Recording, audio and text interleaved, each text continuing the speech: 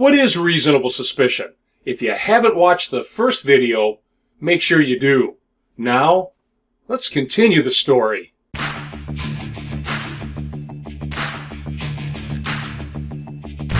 Boom!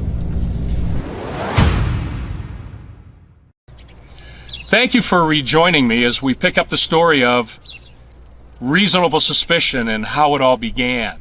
We're going to rejoin Detective Martin J. McFadden on the streets of Cleveland, Ohio, 1200 block of Euclid Avenue, on the 31st of October, 1963. As Detective McFadden walked his beat, something across the street drew his attention. He observed a group of 3 men. And then he would see one of these men leave the group, walk down the sidewalk, stop in front of a particular storefront and check it out. The man would then walk back, rejoin the group, and then another member of the group would walk down the sidewalk, stop in front of that particular storefront, and check it out. He would then rejoin the group. This occurred a lot of times.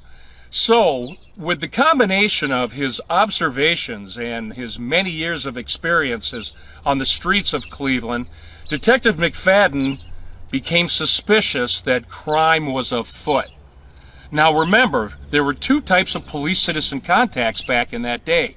Either a consensual contact or one based on probable cause. Remember, there was no middle ground.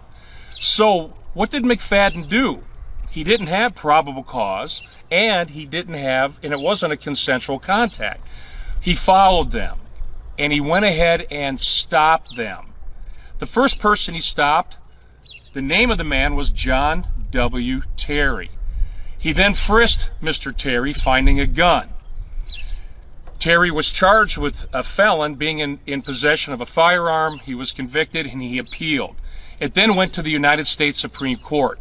And in 1968, the United States Supreme Court rendered its landmark decision, Terry v. Ohio, that as long as an officer has articulable, reasonable suspicion of crime that they can identify or name that has, is, or about to occur, they can make a stop based on reasonable suspicion.